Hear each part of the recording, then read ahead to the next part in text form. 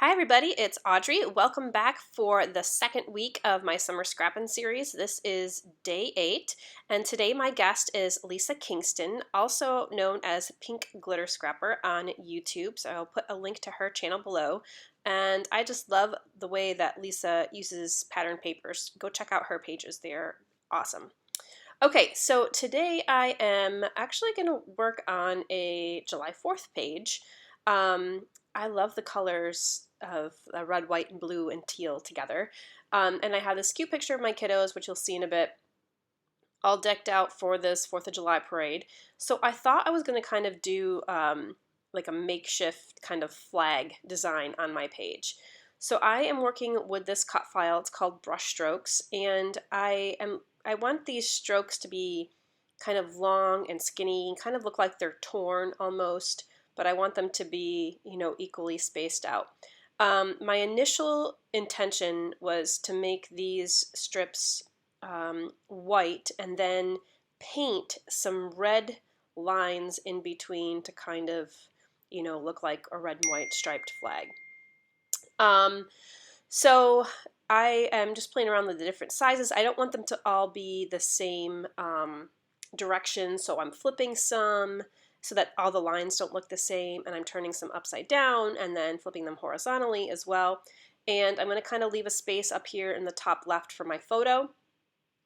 So I'll arrange those like that.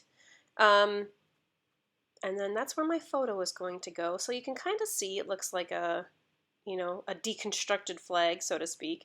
And I'm going to make this corner where my photo is kind of blue and navy, and then the stripes red and white.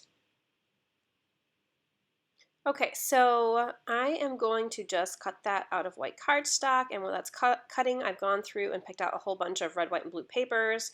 I spent probably a good half an hour digging through my stash. I have some papers there from some old Chamel lines and some old Amy Tangerine lines, and some Maggie Holmes, I think. I'm not sure if I'm going to use all those, but I just like those colors, and we'll see what happens. So I left my cut right on my silhouette mat, and I just went over it with white gesso, and I had put too much gesso on there, so I just grabbed a second sheet of white paper and gessoed that so that I have it for another project because I just had too much on my first page. And this is, you can kind of make out where my cuts are here. I'm leaving the little pieces in for now while I go over this with mixed media.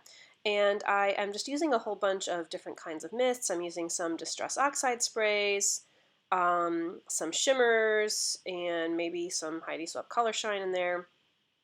And just going to use some different colors of blue and add a little tiny bit of like an aqua minty color in there too.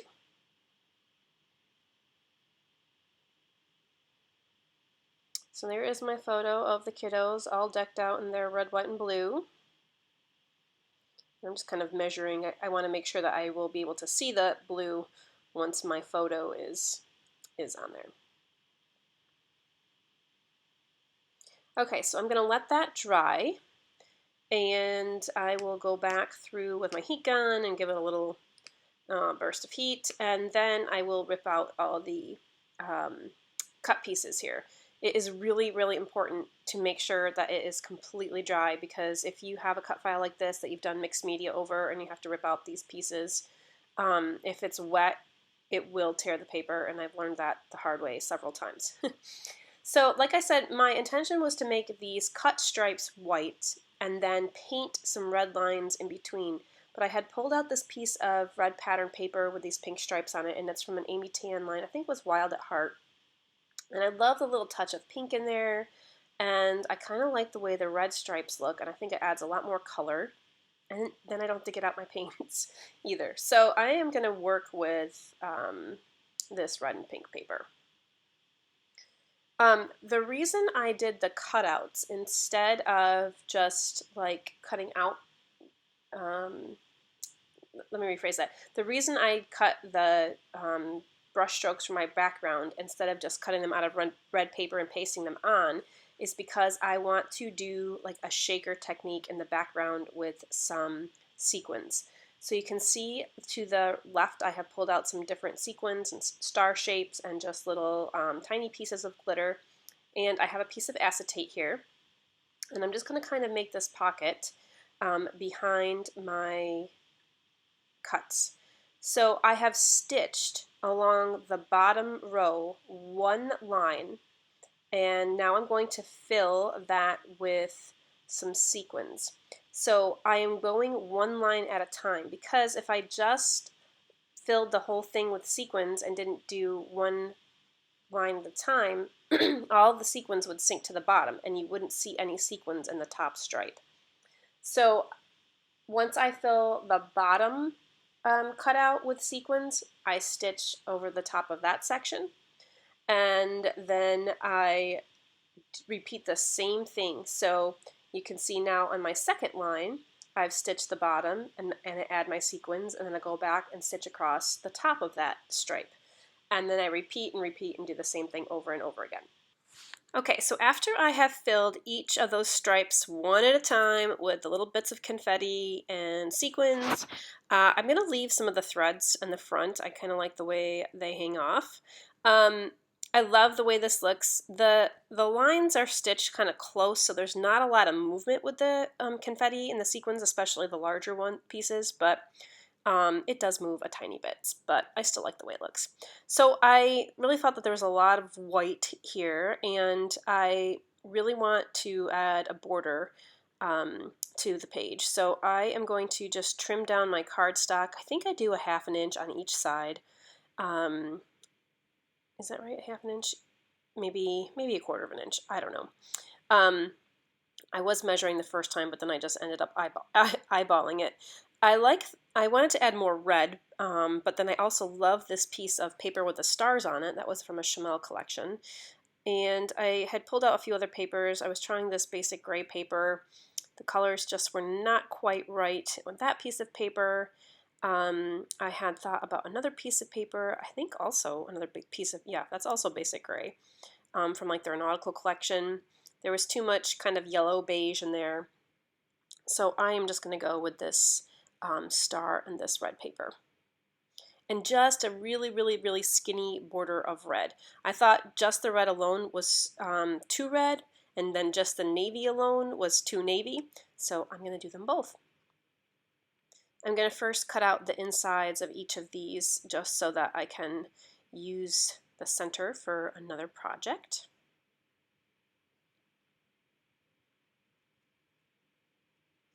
I had also thought about perhaps fussy cutting out some of these stars on this pattern paper, because they would have been cute, fussy cut out and spread around. Okay, so I like that. I'm also going to cut off the center of this one after I trim it down just a tiny bit more. I hardly ever use my trimmer, as you may know if you watch a lot of my videos. I only use them when I have to do things like, when I have to do things like this, or cut off like barcode strips at the bottom or whatever. Okay, so I'm going to rough up the edge of this white pattern paper, and I have to trim off some of that acetate there from my pockets in the back. When I do the edges like this, I really don't care if they rip or tear, because I really like the way that looks anyway. So, and you can just kind of fold it back if it does tear too much. I'm going to do the edge of this one as well. And now I'm going to start gluing everything together.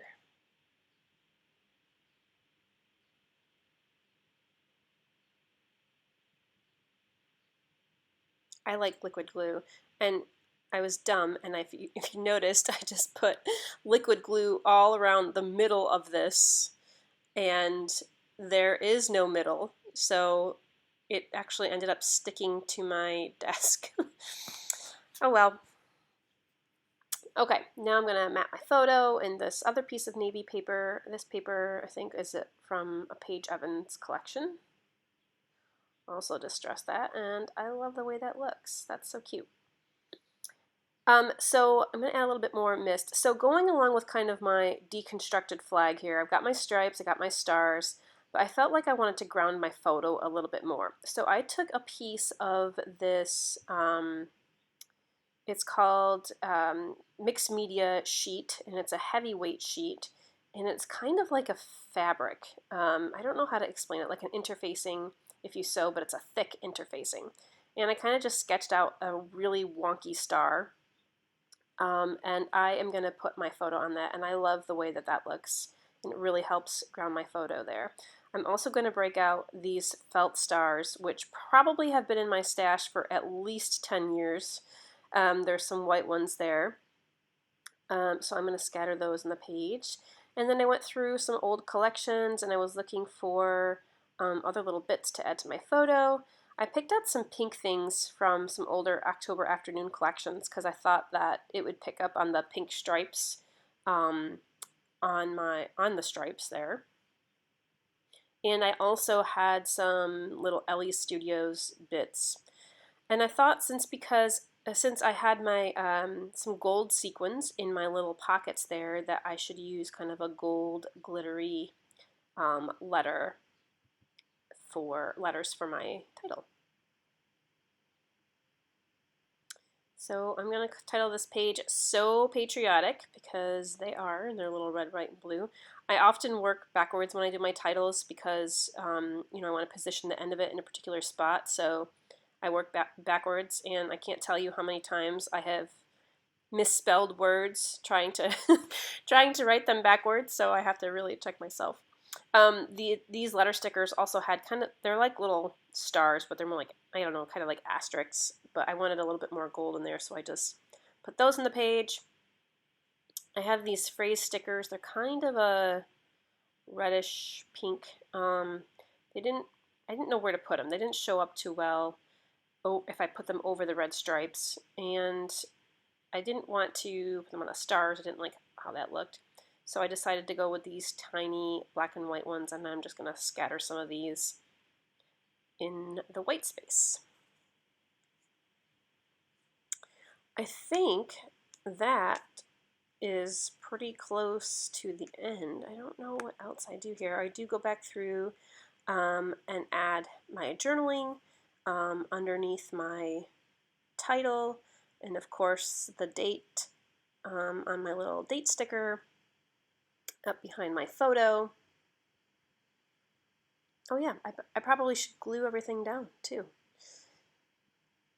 So I'll just glue this all down super quick. Those felt stars are self-adhesive, so I just add a little adhesive to my big fabric star, some adhesive to my foam, pop that up, and bam, I am pretty much done. So I love how this came out. I love the stripes. I love the aqua blue. So you can kind of make out the flag shape there, I guess, a little bit. And it's fun to do 4th of July pages, I think, because I just love this color combo. So there it is, all finished. So I really love how this page came out. You can see here the stitching and maybe get a better idea of how I did the pockets there and the stripes and all the little pieces of sequins and glitter that I added. And again, I love this color combo. So that is it for day 8 for the Summer Scrappin Series. I will be posting a video every day for the rest of this week, so please be sure to stop by. Also, don't forget to check out Lisa's channel today as well. Thanks so much for watching. Stay scrappy, friends.